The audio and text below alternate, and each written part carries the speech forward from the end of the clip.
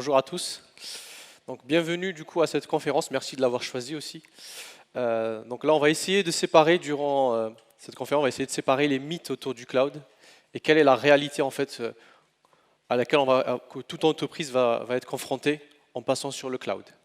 Alors, on va essayer durant cette présentation de répondre à un nombre de questions qui vont concerner justement tout ce qui va la migration sur le cloud. Beaucoup d'entreprises en fait qui vont sur le cloud, eh bien, ils se disent que ça nous a coûté cher en fait d'y aller. Est-ce que c'est vrai? On va essayer aussi d'expliquer pourquoi ça coûte cher justement à des entreprises d'y aller. Et si par exemple on souhaite optimiser les coûts, est-ce que du coup on peut le faire sans impacter le business de l'entreprise? Quels sont les coûts nécessaires que vous allez devoir subir en allant sur le cloud? Et enfin, du coup à la fin, on va essayer de donner quelques astuces, des best practices pour pouvoir justement économiser du temps et surtout du coup de l'argent. Donc moi je viens de Stack Labs, donc je suis de Toulouse. Donc Stack Labs c'est une petite entreprise en fait qui est depuis 4 ans qu'on est là et on est environ 40 experts. Donc on travaille dans de l'expertise cloud donc, et aussi aussi dans la data. Donc on est partenaire premier de Google Cloud et Amazon Web Services. Donc on est aussi basé à Paris et aussi au Canada. Donc on investit énormément dans la recherche et développement. Et parmi les thèmes justement de notre recherche et développement, il y a aussi du coup le FinOps, à laquelle on va en parler vraiment à la fin vraiment de cette présentation. Voilà, donc on a eu l'occasion du coup de travailler avec des startups jusqu'au grand compte, ce qui nous a permis d'avoir énormément de feedbacks, notamment sur les coûts cloud. Voilà, et parmi en fait les convictions qui nous animent, donc nous on s'appelle des stackers, et parmi les valeurs qu'on porte, c'est la passion, la technologie, l'excellence. Donc on investit énormément dans l'apprentissage des stackers, donc tout ce qui va concerner la formation, les certifications, de la veille technologique et aussi la participation à la recherche et développement. Donc moi c'est Shaban Refez, donc je suis Cloud Adoption Enabler, donc je travaille essentiellement avec les entreprises dans les premiers pas au passage sur le cloud. Donc il peut m'arriver par exemple d'avoir 10 clients en un seul mois avec lesquels en fait je travaille uniquement sur quelques jours dans les premiers pas pour aller sur le cloud computing. Donc ça fait 3 ans que je travaille sur le cloud et puis en fait je m'intéresse à énormément de sujets dans l'architecture, le DevOps, la sécurité, le network. Je suis un grand fan du serverless aussi, donc il m'arrive aussi d'en mettre énormément. Et vu que Stack Labs nous permet du coup de nous former, donc je profite par la suite pour passer des certifications. Et puis voilà, vous pouvez aussi me retrouver sur le blog sur dev.to où j'ai mis une vingtaine d'articles en fait où je capitalise sur mes expériences chez les clients. Donc on va commencer du coup avec quelques statistiques. Donc parmi les premières raisons qui vont pousser les clients à aller sur le cloud aujourd'hui, on va retrouver notamment la scalabilité. Beaucoup de clients par exemple, ils souhaitent ouvrir une filiale à l'étranger par exemple, et du coup il y a certains clients qui leur demandent de pouvoir être hautement disponibles, de pouvoir être au plus près justement du client, donc beaucoup vont y aller pour des raisons de monter à l'échelle. D'autres vont y aller pour de l'agilité. On rencontre beaucoup d'entreprises en fait qui ont besoin d'attendre des mois en fait pour qu'un serveur soit mis à disposition, et du coup ils souhaitent en fait vraiment aller avec le time to market en fait qui devient de plus en plus urgent. De pouvoir y aller. Et aussi, en fait, on retrouve aussi la réduction des coûts. Beaucoup pensent à raison, ou à tort ou à raison, que justement en allant sur le cloud, du coup, on va réduire forcément nos coûts systématiquement. Et puis avoir aussi d'autres raisons, par exemple la sécurité. La sécurité peut être aussi une raison pour aller sur le cloud, notamment si par exemple on a été victime d'un ransomware par exemple, à ce moment-là, on sait très bien qu'on ne pourra jamais, enfin en tout cas aujourd'hui, sécuriser une infrastructure on-prem comme un cloud provider le ferait parce que c'est son métier de le faire, à moins qu'on ait la possibilité de pouvoir recruter les meilleurs ingés en réseau et en sécurité du monde. Et en fait, une fois qu'on commence justement cette migration vers le cloud, en fait, ce qu'on remarque, c'est que le coût, en fait, il ne devient plus une priorité. On n'est pas drivé systématiquement par le coût, donc on va plus se focaliser sur tout ce qui va concerner la sécurité, la gouvernance des données, tout ce qui va concerner aussi protection des données et aussi le vendor locking pour ne pas être coincé avec un cloud provider. Et forcément, en fait, on ne va pas s'intéresser au coût parce qu'on n'a pas encore la charge de production pour pouvoir s'apercevoir en fait, à l'avance que ça va nous coûter cher. Et en fait, une fois qu'on commence à mettre nos applications sur le cloud, effectivement, on a du coup migrer nos applicatifs, elles commencent à fonctionner sur la prod, bah, là on se rend compte qu'on va devoir payer en fait toutes ces ressources, bien que ça ne nous paraissait pas très cher quand on était sur un environnement de non-production. Et là, pour la 5e année consécutive, donc depuis au moins 2017, l'optimisation des coûts est une priorité absolue pour toute entreprise qui est en production.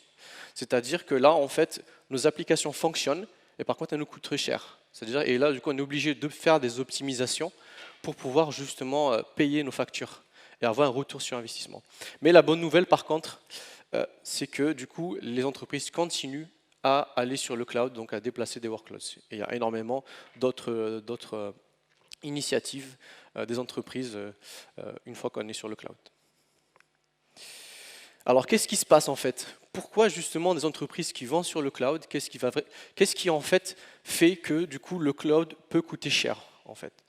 Et par exemple, CloudSharker qui est un SaaS justement sur tout le monitoring des coûts, et ben en fait sa réponse elle est simple, c'est la transition. Justement, cette transition d'une ancienne culture, d'une ancienne organisation vers une nouvelle culture, une nouvelle organisation qui peut même chambouler tout le système d'information, et ben c'est cette transition-là qui fait qu'on peut rencontrer en fait certaines difficultés à y aller. Donc parmi ces raisons, on va par exemple trouver la stratégie de migration.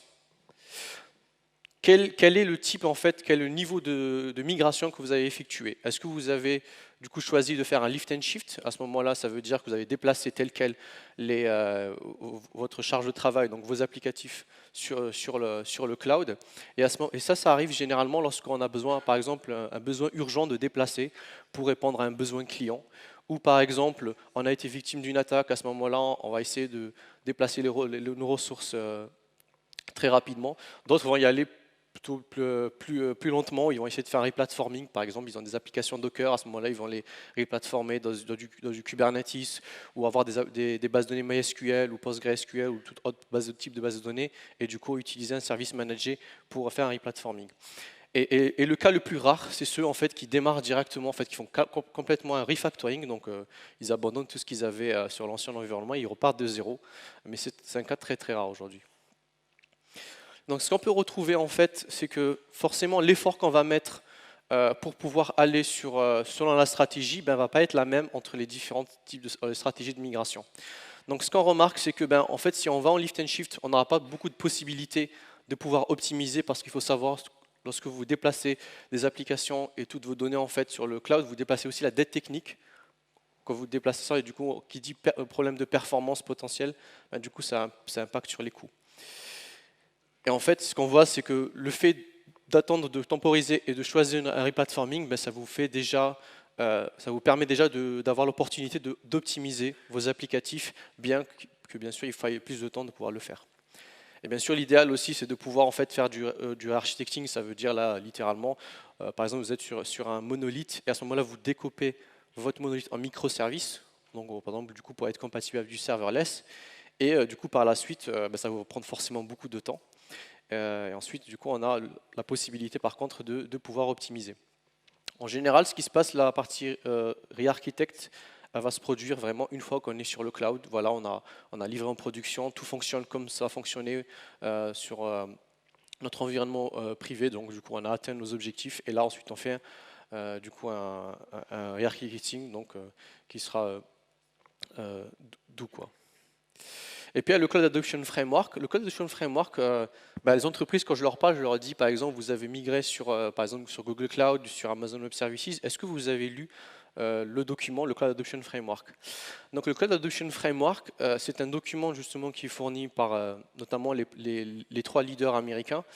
Donc en fait, il est divisé par exemple pour Google Cloud en 4 thèmes, 3 phases. Et en fait, il va venir vous accompagner justement dans cette migration en prenant en compte pas seulement la partie technique, mais aussi toute la partie planification, la partie est-ce que du coup, niveau culturel, on arrive à s'adapter, est-ce que niveau organisation et humain, on accepte justement d'aller sur le cloud. Donc ça va travailler sur d'autres perspectives que la partie technique, donc même les personnes, donc toute la partie opérationnelle. Donc ça va essayer d'inclure tout le monde justement dans cette migration. Il y a d'autres raisons, par exemple ce qu'on appelle capital expenditure, ça veut dire en fait quand on était sur un environnement notamment en on-prem, ce qu'on a l'habitude de faire, c'est qu'on va du coup s'acheter des serveurs à l'avance, donc on sait vraiment, par exemple le service d'achat, il a une visibilité sur combien tout le parc informatique va lui coûter. Tandis qu'avec on est sur le cloud, ben, on va payer à l'usage. Donc ça perturbe complètement le service d'achat, donc ils se retrouvent avec des coûts qui peuvent augmenter comme baisser, donc ça les perturbe énormément. Et c'est pour ça qu'on va parler de culture cloud, notamment au niveau du service d'achat, qui est aussi concerné justement par cette adoption du cloud. Et il y a aussi un point important aussi, c'est vraiment quand on va sur le cloud, c'est se demander est-ce qu'on attend justement un résultat court terme pour répondre à un besoin marché, par exemple, ou par exemple on a ouvert une filiale dans une zone en fait où, qui est plus très loin du coup de nos serveurs par exemple qui sont en France, et à ce moment-là on va aller sur un cloud qui serait du coup disponible sur cette région dans laquelle on va déployer nos workloads, ou est-ce que vraiment en fait on attend du cloud une valeur en fait sur le long terme. Donc c'est un questionnement qui est très important avant même d'aller sur le cloud. Et puis pour finir, parmi les autres raisons, ben, est-ce que du coup on est drivé par les coûts lorsqu'on va architecturer nos applications? Est-ce que du coup le coût en fait on va le prendre en compte? Est-ce que lorsqu'on va estimer la valeur métier justement d'une fonctionnalité, est-ce que le coût va être associé? C'est des questionnements aussi qui vont se poser, et c'est aussi le rôle justement du responsable de cette migration de pouvoir acculturer même les personnes de la partie métier. Donc durant cette conférence, on va être accompagné par l'entreprise Z-Shop qui a ouvert justement une filiale au Brésil. Et du coup, eux, ils ont fait un lift and shift. Ils ont fait le lift and shift de leurs applicatifs sur Amazon Web Services. Et en fait, ce qu'ils ont remarqué en Z-Shop, c'est que ben, du coup, ils ont une nouvelle activité qui est la gestion des coûts. Alors qu'avant, en fait, ils se focusaient, lorsqu'ils étaient sur leur environnement actuel, ben, ils vont plus se focaliser sur la sécurité de leur application, sur tout ce qui va concerner les performances, donc le développement de nouvelles fonctionnalités. Donc là, il y a une nouvelle activité qui n'existait pas avant. Et forcément, qui dit nouvelle activité, du coup, en fait, du temps et du budget à allouer pour ça. Et c'est la personne qui va forcément être concernée par justement la migration, mais aussi tout ce qui va concerner l'architecture, ben, c'est l'architecte. Et il va passer énormément de temps pour essayer de voir comment optimiser et améliorer l'usage du cloud. Donc, et du coup, cet architecte, c'est Alice. Donc elle va essayer en fait de comprendre qu'est-ce qui s'est passé, pourquoi justement la migration leur coûte cher aujourd'hui niveau production, et elle va essayer de voir est-ce qu'elle peut retrouver en fait, est-ce qu'elle peut trouver justement des outils, une façon de faire, des méthodologies capables de pouvoir l'aider pour ensuite améliorer justement ce qui a été migré. Et en fait, ce qu'elle apprend déjà, pour pouvoir être drivé sur les coûts, il y a certaines considérations à prendre en compte, notamment il faudrait en fait, lorsqu'on est drivé sur les coûts, prendre en compte plusieurs considérations. C'est pouvoir atteindre les objectifs métiers tout en étant hautement disponible, être que nos applications restent maintenables, et aussi du coup aussi que nos applicatifs soient au moindre prix, au prix le plus bas. Et parfois en fait, on va sacrifier certaines de ces considérations pour pouvoir en répondre à une autre. Donc parmi en fait les outils qui vous aident aujourd'hui à pouvoir justement vous donner des conseils, font du monitoring, donc ils vont vous aider à taguer mieux vos ressources logicielles, qui vont aussi vous détecter par exemple que ces applicatifs elles peuvent plus tourner en du serverless, vont vous aider aussi sur de l'autoscaling, du right sizing, etc. Donc parmi ceux les plus célèbres, donc par exemple Flexera, qui est un outil justement un SaaS pour ça, donc c'est un cloud en fait management, c'est une plateforme de management de coûts. Donc en fait ces logiciels vont plus s'adresser justement aux grandes entreprises, parce qu'elles sont quand même très chères justement, mais elles sont très puissantes justement pour vous aider dans ça. Et il y a en fait des moins gros, donc les plus petits, hein, notamment l'entreprise TVT, hein, qui est une start-up toulousaine et qui travaille notamment aussi avec des grands comptes dans tout ce qui va concerner le monitoring des coûts. Et par contre, il y en a d'autres, par exemple, qui vont juste permettre de faire une calculette. Donc, par exemple, c'est ce que j'utilise. Aujourd'hui, si j'ai envie de faire un chiffrage, une estimation pour des clients, eh ben, je vais utiliser les calculettes officielles, et ça suffit en fait parfois, juste pour pouvoir estimer, essayer de gagner le marché avec le client, d'utiliser justement ces calculettes. Et il y en a d'autres qui sont plus communautaires.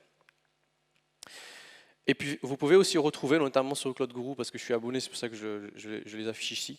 Donc voilà, pour apprendre en fait plus sur les best practices pour pour un cloud donné. Donc vous en avez un certain pour GCP, Azure et AWS, donc qui sont accessibles depuis des plateformes comme CloudGuru. Et ça vous permet justement d'apprendre les bonnes pratiques, comment du coup bien exporter vos facturations, comment comprendre justement comment sont répartis les coûts et bien pouvoir en fait les distribuer, parce qu'il arrive par exemple que des entreprises ont besoin de refacturer certains départements. Ça, c'est plus pour les grandes entreprises. Et justement ces tutoriels vont vous permettre de faire cela. Donc du coup, Alice, en fait, du coup, elle a fait le tour des outils et tout ça, donc elle s'est dit, bon, ok, ça va coûter quand même cher aujourd'hui à l'entreprise, donc je vais essayer plutôt de comprendre comment fonctionne justement le billing sur Amazon Web Services, par exemple. Et ce qu'elle a compris, en fait, c'est qu'il y a deux types de facturation, en fait. Il y a une facturation dans le temps, ça veut dire combien de temps on va utiliser cette ressource, et il y a une facturation à la consommation. Et par consommation, je parle plus de CPU, de mémoire, d'utilisation du disque, du réseau, combien de requêtes sont entrées depuis l'Internet par exemple. Et parfois en fait, par exemple sur des fonctions lambda ou des cloud functions, ben, on a du coup les deux. Pour pouvoir, donc ils vont prendre le temps et la consommation pour pouvoir vous facturer. Je vous donne un exemple, par exemple avec Netflix, par exemple le Stranger Things, ben, la saison 2. Donc elle a été compilée avec 8K, donc sur 9 épisodes, et ça prend en fait pour être encodé 190 000 CPU, ce qui est équivalent du coup à 9 488 dollars par heure à Netflix pour pouvoir justement compiler ces épisodes-là. Donc en fait, ils n'ont pas intérêt à beaucoup se rater en fait, d'avoir des nuls pointers s'ils ne veulent pas justement payer trop cher. Et Netflix, par exemple, c'est le troisième le plus gros consommateur sur AWS, donc ils sont à 500 millions par an de coûts cloud, et il y a des entreprises françaises qui sont presque à ce coût-là, sans les citer. Donc voilà, donc Alice s'est dit, ben, du coup, si par exemple j'avais choisi un autre cloud provider qu'AWS, est-ce que ça m'aurait coûté du coup moins cher? Ben, en réalité non. Par exemple, en prenant l'exemple de ces trois cloud providers, donc AWS, GCP et Azure, ben, selon le type en fait, d'instance que vous allez prendre, certains vont coûter plus cher que d'autres. Et on ne peut pas s'assurer à l'avance en allant en fait, sur un cloud provider qu'on ne va pas utiliser d'autres types d'instances. Parce qu'en fait, il y a certains clients qui me disent, ben, du coup, j'ai préféré Google Cloud parce que ça coûte moins cher qu'Amazon Web Services. C'est vrai pour certains cas, mais pour d'autres, en fait, d'autres services, ça peut ne pas être le cas.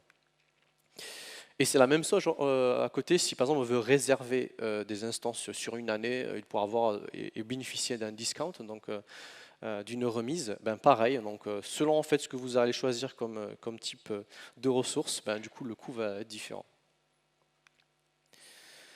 Donc en fait, Alice, du coup, ayant compris comment fonctionne la facturation, elle a voulu voir niveau architecture, justement, comment en fait, quelle est la réalité justement de comment on doit comprendre justement les coûts. Elle a essayé de les comprendre différemment. Donc dans la réalité, c'est qu'il y a deux types de coûts. Il y a les coûts visibles que vous allez pouvoir estimer à l'avance, c'est-à-dire que vous contrôlez vous-même. Donc ça va concerner l'heure d'exécution d'instance, combien du coup mon instance va me coûter si par exemple elle est utilisée pendant un mois par exemple. Et si j'utilise ce type d'instance, ce type de volume, du coup on sait à l'avance combien ça va nous coûter. Par contre, les coûts cachés, en fait, qu'on n'est pas capable de prédire à l'avance, et c'est là le problème justement, c'est qu'on ne sait pas à l'avance combien on va avoir de données stockées. On ne sait pas à l'avance en fait combien de données vont être transférées par exemple entre différentes régions, si dans le cas en fait où on a des applications qui communiquent entre elles de différents continents notamment. Ou si par exemple on a une base de données qu'on manage nous-mêmes, on ne sait pas combien il y aura d'entrées-sorties disques, ou même des requêtes, ou même d'autoscaling. Lorsque ce n'est pas nous qui maîtrisons justement l'entrée et la sortie, ben à ce moment-là, on peut, du coup, c'est des coûts opérationnels. Donc je vous donne un exemple. On est ici sur une architecture sur Google Cloud. Donc là, on voit bien que c'est du serverless, donc ça ne coûte rien. Et les coûts opérationnels, ce qu'on remarque, c'est que dès qu'il y a des interactions, du coup, ça commence à facturer. Et le point d'observation auquel j'aimerais attirer votre attention, c'est la Cloud Function. C'est elle qui a créé le coût, et pourtant elle ne coûte pas cher. On reviendra à ça à la fin de cette présentation.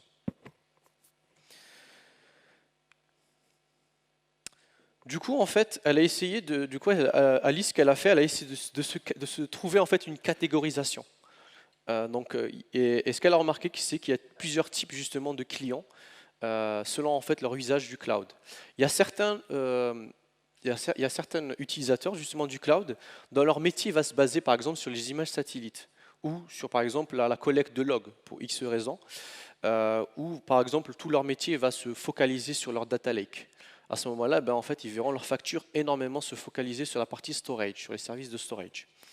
D'autres, ça va être plus la partie compute. Par exemple, on a vu un SAP ça coûte extrêmement cher. J'ai vu des entreprises qui payent 1 million par mois juste pour pouvoir en fait faire tenir leur SAP sur Amazon Web Services. D'autres, en fait, dans le métier, c'est se focaliser sur Elasticsearch, d'autres sur des bases de données de graphes, d'autres sur du big data, du machine learning. Donc, la facturation va se focaliser surtout sur du compute. On va trouver aussi sur le disque I/O, hein, si le métier de la même façon se base sur une base de données, par exemple, où on n'a pas trouvé un service managé équivalent sur le cloud provider, et à ce moment-là, on va du coup la manager par nous-mêmes, ou pareil avec un NFS. À ce moment-là, en fait, on aura les entrées-sorties avec la partie disque en fait, qui va coûter très cher. Et aussi, on a certains d'autres en fait, qui vont se baser sur des services totalement managés. Par exemple, il y a des entreprises, dans leur cœur du métier, c'est utiliser un service de chatbot, par exemple Dialogflow. Donc, ils ont un service de chatbot pour du support client. Donc, par exemple, du coup, leur facturation va se focaliser sur des services de machine learning ou des services d'intelligence artificielle. D'autres plutôt sur de l'IoT, d'autres sur l'analytics. Et enfin, celui qui concerne justement Ali, c'est la partie network. Parce que justement, leur nouveau client, il est au Brésil, et du coup, il y a énormément d'échanges entre la France et le Brésil, donc énormément de coûts interrégions. Et aussi, ils ont aussi une connexion VPN, ce qui fait que du coup, le coût d'hybride cloud, en fait, le coût sur le transfert justement du réseau, ça va coûter aussi cher à l'entreprise, donc elle s'est catégorisée comme étant un client network du cloud. Donc en fait, ce qu'elle a essayé, elle s'est dit, du coup, je vais essayer de pouvoir retrouver quelles sont les fonctionnalités qui font que ça me coûte cher en fait. Donc en se renseignant, elle a trouvé que ce qu'ils font les entreprises, vont aller sur CloudWatch, elles vont utiliser par exemple le service CloudWatch Insight dans l'objectif de pouvoir en fait filtrer sur les flow logs de tous les paquets en fait du réseau pour essayer de retrouver l'origine de l'application qui crée tous ces coûts-là. Il y a aussi en fait la possibilité d'utiliser de requérir à des SaaS pour pouvoir vous aider. D'autres ne savent pas comment le faire et en fait du coup à ce moment-là on va subir les coûts. Donc il y a plusieurs façons aujourd'hui de pouvoir en fait essayer de retrouver quels sont les applicatifs pour pouvoir justement retrouver quel est l'applicatif qui génère justement ce coût de transfert. Et par contre ça va prendre du temps justement pour pouvoir le faire. Et je vous donne un exemple. Il y a un développeur une fois dans une équipe en fait qui a créé une boucle infinie qui sauvegardait justement en boucle 75 mégas sur un fichier et ça a généré 220 Tera de data. Et ça a coûté 20 000 € à l'entreprise en fait au bout de quelques jours. Mais pour retrouver en fait cette lambda function, il a fallu du coup rester des heures à justement aller sur CloudWatch Insight et retrouver justement l'origine vu qu'il y avait du coup ce qu'on appelle une transit gateway, c'est-à-dire un système de hub and spoke où on centralisait tous les trafics du réseau pour être sûr en fait qu'on surveille tous les paquets qui rentrent. Du coup pour pouvoir retrouver toute la chaîne, la lambda en question, on a mis des heures du coup, mais ça a coûté plusieurs milliers d'euros le temps de trouver ça. C'est juste un exemple. Et voilà. Donc la première chose de pouvoir optimiser justement, une des premières raisons que le cloud coûte cher, c'est parce que justement il y a au moins 35% de tout ce qui est utilisé sur le cloud, mais il ne sert à rien. Donc là on parle par exemple des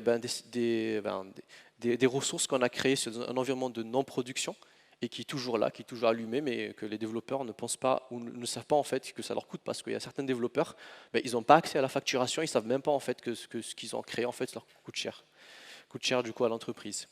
Et parfois en fait j'ai vu un exemple, il y avait une équipe en fait, ce qu'elle faisait, c'est qu'elle avait fait tout un système de DevOps qui permet de créer justement une stack pour chaque feature. Mais en fait, ce qui s'est passé, c'est que quand la feature a été terminée, en fait, le CloudFormation, les ressources n'étaient pas supprimées à la suppression de la branche Git. Du coup, les ressources sont restées comme ça, et ça coûtait des milliers d'euros par mois. Bon.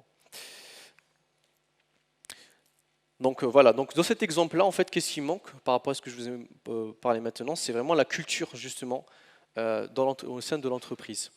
Et la culture, justement, comme certains la décrivent sur Internet notamment, c'est un ensemble en fait, d'attitudes et d'aptitudes à avoir pour pouvoir justement opérer notre métier sur le cloud.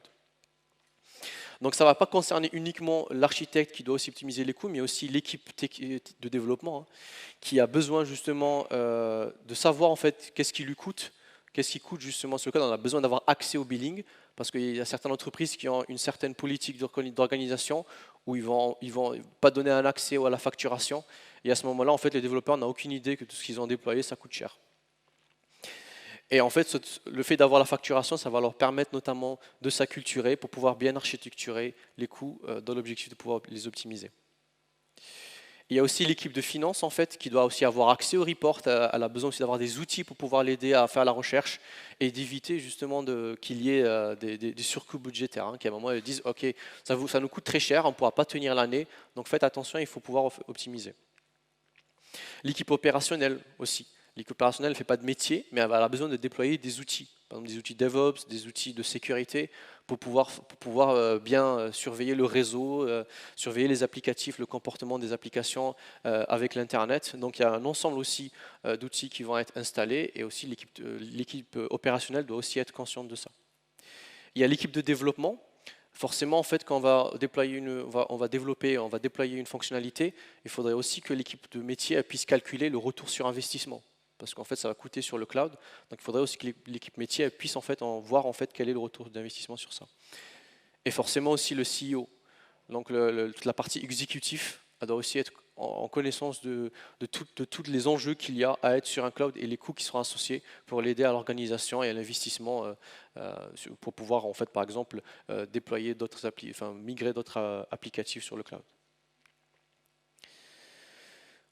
Et un du coup des piliers de ce qu'on décrit comme le Well Architected Framework, donc qui va concerner les 5 piliers, donc la performance, la sécurité, la reliability, et la partie opérationnelle. Il y a aussi l'optimisation des coûts, donc c'est un des piliers du Well Architected Framework pour pouvoir bien architecturer, notamment par exemple sur Amazon Web Services, mais ça peut s'appliquer aussi pour d'autres clouds. Et en fait, c'est un ensemble de conseils, de best practices qu'il est intéressant de lire pour pouvoir bien optimiser ses coûts. Et en fait, comment il est décrit justement l'optimisation des coûts, c'est de pouvoir en fait atteindre un système qui va du coup être capable de pouvoir répondre à un besoin métier, du coup, et à moindre coût. Donc en fait, en réalité, c'est de pouvoir aller au paiement à l'usage vers un paiement au besoin. On va utiliser les ressources cloud uniquement pour un besoin vraiment qui est immédiat. Et en fait, si vous allez voir justement ce document-là, donc c'est un PDF d'une quarantaine de pages, il va vous parler en fait d'un ensemble justement de bonnes pratiques et de conseils autour pour pouvoir bien approvisionner ses ressources, de pouvoir bien les sizer, par exemple, de pouvoir bien monitorer, de bien du coup mesurer en fait tout ce qui va concerner l'utilisation des ressources, comment bien justement utiliser ces ressources. Si par exemple il y a des ressources qui sont utilisables ou qui vont être utilisées uniquement à une certaine heure de la journée, du coup comment faire pour pouvoir les arrêter et les lancer du coup par exemple sur une plage horaire. Et vous allez retrouver un ensemble du coup de best practices et de common patterns autour de ça, donc le tagging, la gouvernance et tout ça. Donc voilà, donc si vous avez des problématiques avec notamment sur les coûts cloud sur Amazon Web Services ou même sur un autre cloud, du coup je vous conseille vivement d'y jeter un œil. Donc on va prendre du coup un exemple donc plus technique. Donc là on va revenir à l'architecture du coup de ZShop. Donc comme vous voyez ici, donc ils ont migré en fait sur une EC2, donc c'est une machine virtuelle à laquelle ils ont un disque persistant sur lequel en fait à côté du coup il y a un Amazon RDS, donc une base de données relationnelle. Donc Alice avait fait la migration avec les développeurs en lift and shift, et à côté on a du coup tous les logs en fait qui sont sauvegardés sur Amazon CloudWatch. Donc en fait, ce qu'elle a remarqué en historisant tout ce qui s'est passé, c'est que du coup, une fois qu'on a mis à disposition l'application pour faire des tests, du coup, il y a eu la facturation, elle avait commencé. Puis il y avait du coup l'équipe d'opérationnels qui avait demandé du coup de s'assurer d'avoir un auto-scaling et de pouvoir par la suite avoir un load balancer pour s'assurer que l'application sera tout le temps hautement disponible. Puis il y a l'équipe de sécurité, elle a dit, du coup, si tu as envie, Alice, de déployer ça sur la prod, il faut que tu aies un certificat SSL. Et aussi, il faut que tu aies une authentification. Elle a demandé aussi, l'équipe de sécurité, elle a rajouté aussi, mais il faut que ça soit chiffré. Et aussi, il faut qu'il y ait un pare-feu pour s'assurer justement qu'il y a uniquement notre client Breezy qui a accès. Donc, il utilise aussi Secret Manager pour pouvoir en fait sauvegarder les passwords. Et après, il y a l'équipe d'opérationnels qui s'est pointée, qui a dit maintenant, tout doit être backupé et tout ça. Donc en fait, on voit très bien que du coup, la facturation, par rapport aux besoins métiers, ben, il y a énormément d'autres trucs qui sont venus rajouter la facturation. Du coup, Alice s'est dit, ben, si par exemple je fais une V2 où je pars sur du full serverless, est-ce que du coup ce serait pareil? Bon, déjà ici, ben, je ne paye rien du tout, contrairement à l'architecture précédente, ben, j'ai quand même des coûts obligatoires. Ben, là, je suis en full serverless, j'ai rien du tout, je ne paye rien. Mais par contre, quand il y a un coût opérationnel, ben, du coup, va commencer en fait la facturation. Mais déjà, en fait, si j'ai rien du tout, ben, si j'ai pas d'interaction, ben, du coup, je vais rien payer.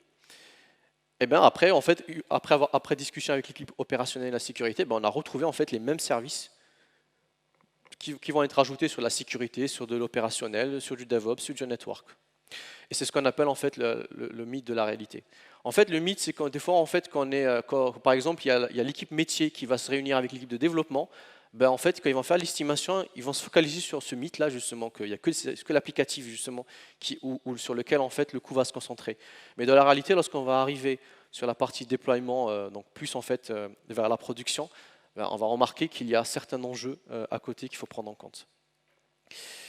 Et à côté, justement, de tout ce qui va concerner les services, il y a aussi la partie opérationnelle. Donc, plus en fait on va s'abstraire de certaines couches, notamment infrastructure, moins du coup on aura à opérer. Et en fait, sur le cloud, le temps c'est de l'argent. C'est pas seulement au niveau du business, mais c'est aussi de ça.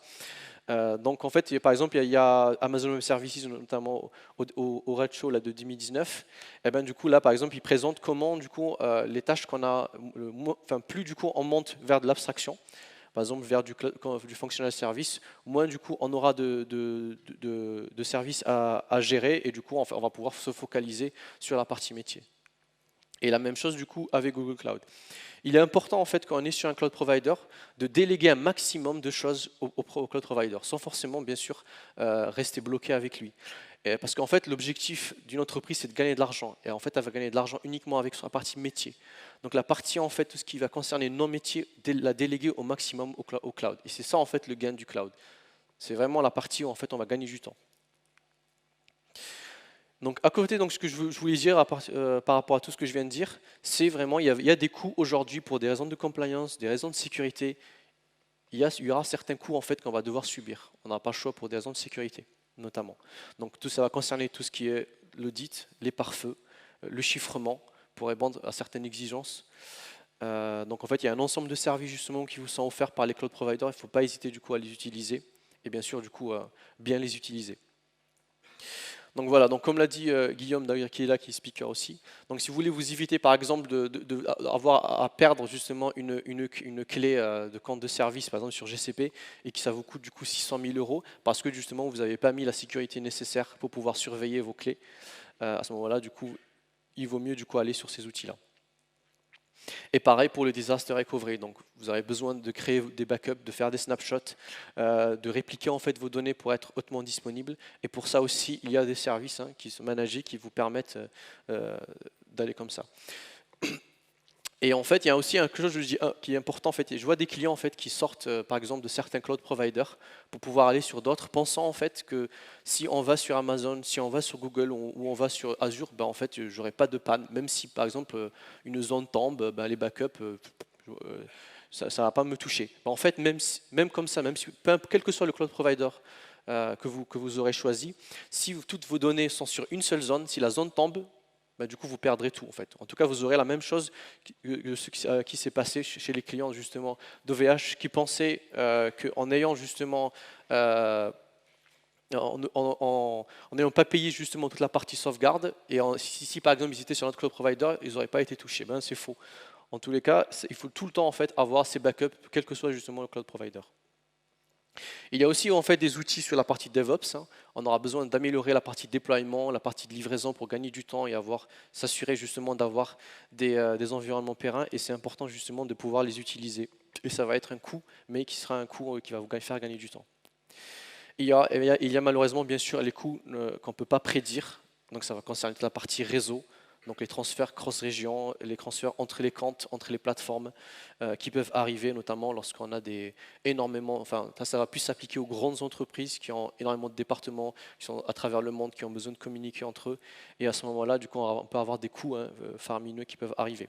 Ou si par exemple, on a, imaginons, pour donner un exemple, j'ai vu un client qui avait mis un Redis sur un cluster, par exemple Kubernetes, donc en régional, c'est-à-dire qu'il est déployé sur plusieurs zones. Et en fait, pour pouvoir répliquer ces données entre les zones, ben, du coup, le Redis, vu qu'il était multizone, ben, du coup, ça avait créé énormément de coûts, donc ça a explosé à 5 000 euros en un mois, du coup, le trafic du Redis. Et en allant en fait sur le service manager qui est déjà optimisé, donc c'était le memory store, ben, du coup, il a divisé par 5 justement ses coûts d'utilisation. Il y a aussi les erreurs humaines, hein, comme celle que je vous ai dit hein, sur la boucle infinie. Donc, il peut arriver en fait qu'un développeur en fait qui se rend pas compte justement qu'il fasse du coup une boucle infinie. Donc, j'en ai vu énormément de cas comme ça. Et l'important en fait, c'est de pouvoir les détecter. Et c'est difficile en fait justement si on n'a pas cette culture de coup de pouvoir les détecter. Et il y a aussi des accidents. Hein. Certains peuvent se tromper du coup et du coup pusher par exemple une clé hein, sur un repo et du coup après voilà. Donc il y a des bots qui traquent justement ces repos avec des clés, des access keys, des secret keys. Il y a d'autres coûts en fait, donc voilà, tout ce qui va concerner les requêtes, donc voilà, quand on n'a pas la maîtrise de l'entrée, du coup forcément on aura des coûts. Et à côté on a aussi les coûts, par exemple, qui vont concerner, imaginons quand vous prenez une image Docker sur Internet, du coup vous n'avez pas le contrôle de l'applicatif de ce qui va déployer, donc en fait vous allez subir les coûts. Et il y a certains, par exemple Jenkins, si vous voulez déployer, va vous dire, moi j'ai besoin de tant de ressources, tant de ce type de ressources, tant de mémoire, tant de CPU. En fait, vous ne pouvez pas l'optimiser. Donc, si vous coûte cher Jenkins, pas de moyen d'optimiser. Donc, cela, vous allez subir, en fait. Et du coup, si ça va créer des coûts opérationnels, si un logiciel n'est pas assez optimisé que vous utilisez, c'est pareil. Du coup, vous n'allez pas pouvoir l'optimiser. Et heureusement, il y a des coûts estimables. Hein. Ça va concerner les coûts de compute à côté. Donc, voilà, tout ce qui va concerner aussi le stockage, hein, notamment persistant. Il y a aussi tout ce qui va être SaaS, en fait, donc no code. Donc on sait à l'avance en fait qu'il n'y aura pas de coûts cachés. Par exemple, il y a des services de traitement d'image. On sait à l'avance que si on lui file par exemple 1000 requêtes, on envoie 1000 requêtes, on va payer tant. Il n'y a pas de coût en fait extra qui va venir en fait tromper justement cela. Il est important aussi de pouvoir la topologie réseau. Là quand je parle en fait de sauvegarder de l'argent, c'est pas cloud, mais en fait du budget. Parce que par exemple moi j'ai vu un client qui avait créé un network en fait à Londres, et en fait lorsqu'il y a eu le Brexit, on lui a demandé en fait de tout mettre, de tout rapatrier en Union européenne. Mais du coup ça lui a coûté 100 000 euros pour zéro valeur métier. Mais parce que justement cette topologie réseau, elle était pas justement, en fait, elle était partie d'un POC pour faire de la prod. Ça c'est une grosse erreur en fait, d'aller d'un POC et la mettre en prod. Il faut aller un MVP oui, mais pas un POC quoi. Parce que justement il y a la landing zone qui n'est pas prise en compte. Et il y a aussi forcément les services managés.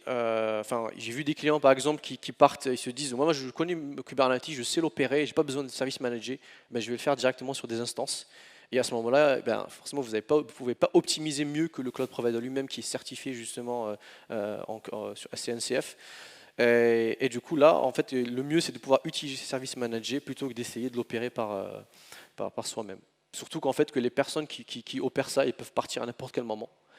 Ne sont pas fidèles à vie et du coup vous allez vous retrouver à opérer ce cluster-là. Pour tout ce qui va concerner la partie réseau, donc si par exemple vous avez un on-prem où vous avez besoin énormément de communiquer avec un environnement privé, aujourd'hui il n'y a pas mieux pour pouvoir réduire ses coûts réseau qu'une connexion dédiée.